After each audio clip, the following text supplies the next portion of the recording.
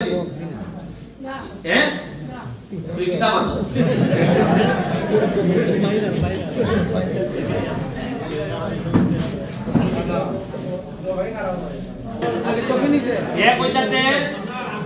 কালকে আমার কাছে একটা ট্রফি নিচ্ছে নিয়ে কইতাছে দেশে মেলে একটা সাপ আইছে।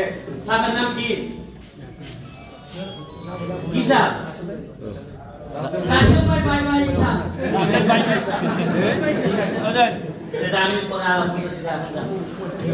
এরকম কিন্তু পাগল না কিন্তু আপনারা এরা আইনা দেখাইলাম কেড়ে জানেননি এই লোকে তার বাপে কিছু সহজ সরল টাইপের ছেলে শুরু করিতেছি মহান আল্লাহর নামে যিনি পরম করুণাময় এবং অত্যন্ত দয়ালু।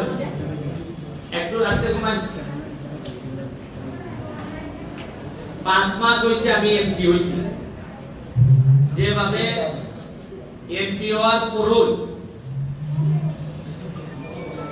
কইলা পাইলাম শীত পাইয়া যুদ্ধ শুরু হইল শীতের বিরুদ্ধে। যে মানুষের ঠান্ডা লাগে মানুষে আমার কলার ওলারও ধরা তাল ধরে নিছি যে বুট দিছি ওটা ঠান্ডা লাগে না আনলাম কম্বল আইনে যখন শীত গেল এরপরে মানুষ আরম্ভ করলো আমার বকা জোগা খানের জায়গায় গরম দিয়ে পড়ছে মানে আমার বাপ মা দিলেও কেউ কয় কেউ আবার কিছু বালা আমার দিল লাগাই যায়। তাই আরম্ভ করলাম পিতার বিরুদ্ধে যুদ্ধ, পল্লী বিদ্যুতের বিরুদ্ধে। কইলাম দিবাইনি কারেন্ট না খামড়াইতাম। এখন বেটা পল্লী বিদ্যুতে কয় উফরই কারেন্ট নাই তোমার আপনারা মাল লদি থাকতাম না। এরপরে এবারে বুঝাইও যাইয়া যত কান পারি খালকো ফোন দিছি জিএম সাহেবকে যে ফোন দিয়া বললাম যে শুনলাম যে আপনি নাকি সোনারঘাটে একটু কম দেন বিদ্যুৎ। কয় না না না এবারে আল্লাহর কসম করে যে আমার নাই আমি দিতাম কেন। আজকে আবার কিছু ঠিক হয়েছে বিদ্যুৎ গেল বিদ্যুতের বিরুদ্ধে যুদ্ধ। এরপর আইয়া সময় কিন্তু 5 মাস সমাজ হয়েছে। এরপরে আজকা বৃষ্টি বাড়লো আরম্ভ হয়েছে পানির যুদ্ধ। পানি আইয়া বাইঙ্গা 2-3 ইউনিয়ন দিয়া একই দাম আইয়া 2 দিয়া বাড়াইয়া 5 দিয়া গিয়া মাছের অনেক ক্ষতি করলো। মুখা মাইছে বন্যার পানির উপরে খাইয়া আমি আঠু পর্যন্ত লঙ্গি তুললে আমার গাইলে ভোট দিছিলাম না আমার বেটা ভোট দিছে তো গাইলি তো আমি ওইটা মাইনা নিছি যে ভোট দিছে বেটা 5 বছর গাইলি ভোট। এই সব যুদ্ধ একটা নেতা একটা চেয়ারম্যানের আমি আগে ভাবতাম চেয়ারম্যানের ব্যাপারে আমার ধারণা আছে যে চেয়ারম্যানটা মনে হয় হতো কিছু ফাঁকি ঝুঁকি দিয়ে চলে। এখন আমি এমপি হওয়ার পর দেখতেছি সবচেয়ে কঠিন কাম হইল গিয়ে চেয়ারম্যান। আমার তো সপ্তাহে 2 দিন বা 3 দিন পাই, চেয়ারম্যানদের তো ফাউন লাগে 7 দিন হই। চেয়ারম্যানের বাড়ি ঘর দুয়ার ঘর পাইঙ্গে তো আমার কাছে মনে হইতেছে যে এই চাকরি খান। আমি তো দেখি বালা বেটা হইলে মনে করি যে ঠিক হই সম্ভব। এর মধ্যে আবার হইল গিয়া এমপি উপজেলা চেয়ারম্যান আর চেয়ারম্যানের যদি মিল না থাকে তে তো চেয়ারম্যানের বা মেম্বারদের জীবন শেষ। এই লাগে আমি আজকে ধন্যবাদ জানাইতেছি যে এখানে যে চেয়ারম্যান সাহেবরা আছেন। এখানে আমাদের 6 নম্বরের নুমান চৌধুরী আমার বড় ভাই, নজরুল ভাই আছেন 5 নম্বরে, 8 নম্বরে হইল গিয়া আমাদের আফজাল ভাই, এখানে পিএম সাহেব, প্রেসিডেন্ট সাহেব। এরা হইল গিয়া আমার পার্টনার। এই যে যুদ্ধ করতেছি 5 মাসের মধ্যে 3টা যুদ্ধ পাইছি। আপনারা চিন্তা করে দেখুন আমি যদি নিজে পয়সা না মানি, আমি যদি টাকা না খাই, আমার কাছে যদি বরং সরকারের টাকার সাথে আমার নিজের রুজির টাকা জায়গা তাইলে বুঝোই না আমার ভিতরটা কতখান চলে যে আমি ছাড়তামও যে আমি একবার চিন্তা করি যে এমপি গিরিটা সাইডে দিলে কি তুইব। তখন ভাবি যে আমি সাইডে দিলে যদি আরেক বেটা আইয়া যদি এ আগের মতো হাত মারা শুরু করে তো জীবন শেষ হবে। ওই ছাড়তাম যে ঈশ্বর মনে করি যে আমার তো মানুষের বুট দিয়া বানাইছে ছাড় বললে কিনা কইছে যে তুমি যত কান পারো আমরা লেগে কষ্ট করে দেখতেই পাই। কারণ আমার রাগে আমার অনুরাগে যদি আমি আপনারা সাইডে যাই গিয়া তখন মনে হয় যে এই মানুষগুলারে দেখবো কেটা। কারণ বাপ তো বা মা কোনো পুলাপুলি ফেলাই যে ঠিক আছে তো তুই কষ্ট করবো না। আমার পক্ষে হয়তো এইভাবে সম্ভব হয় না।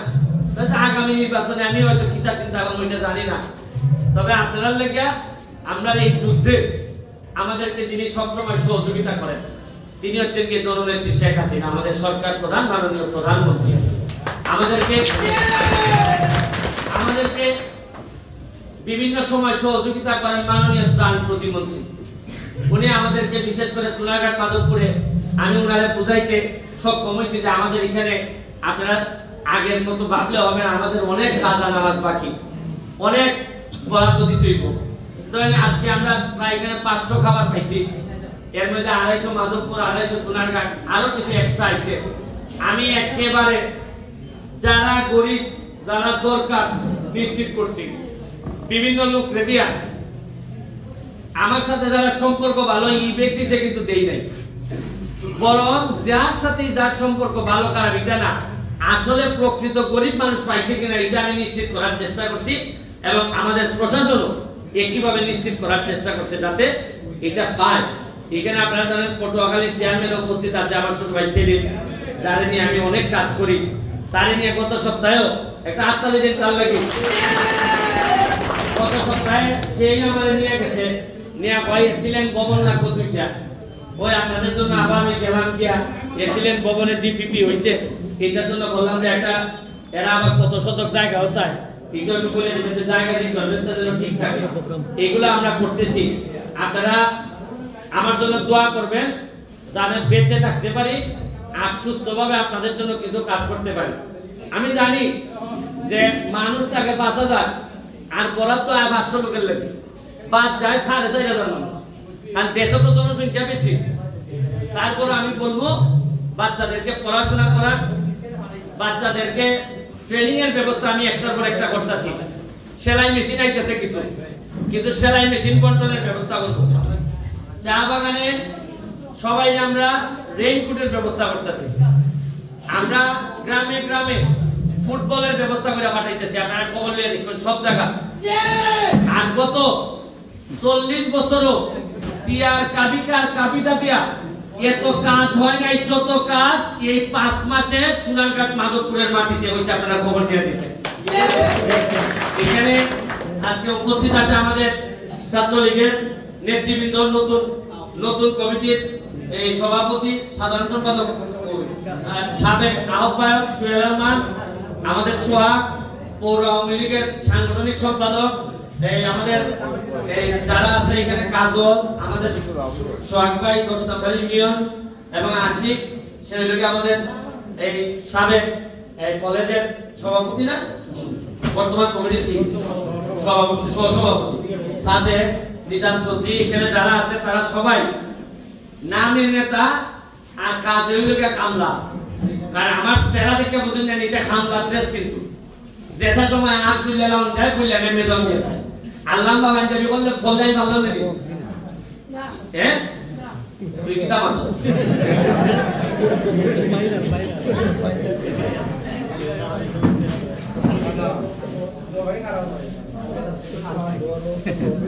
আচ্ছা এখানে দিদি কালকে আমারে কইলে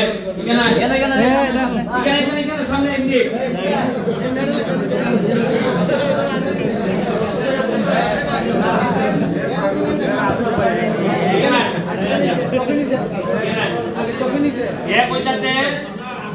কালকে আমার কাছে একটা ট্রফি নিচ্ছে নিয়ে বইতাছে দেড়শো মেলে একটা সাপ পাইছে। সাপের নাম কি?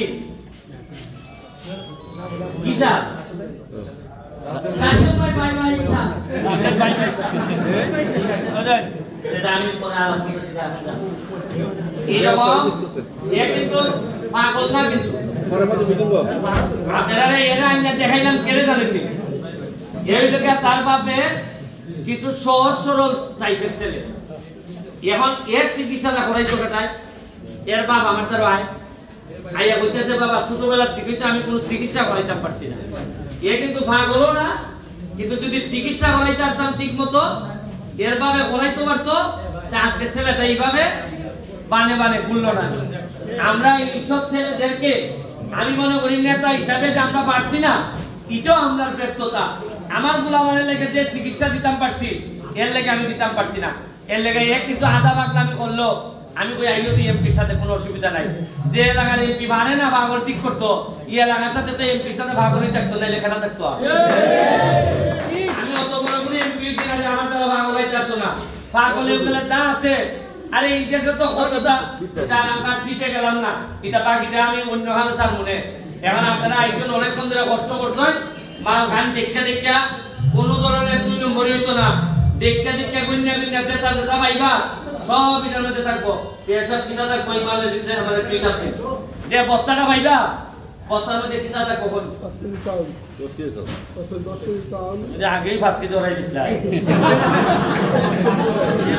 হ্যাঁ হ্যাঁ দেখছেন যে আপনি 5 কেজি ওরাই দিছিলা আগে ওগো পুনয় এই বস্তাটার মধ্যে তার কয় জায়গা 10 কেজি প্যাকেট 5 কেজি 2 প্যাকেট দুইটা প্যাকেট থাকবো 5 কেজি করে চাল এরপরে থাকবো 1 কেজি এটা কি তার দেশি মসুর ডাল 1 কেজি তারপর আয়োডিন যুক্ত লবণ 1 কেজি চিনিও আছে 1 কেজি এরপরে সয়াবিন তেল 1 লিটার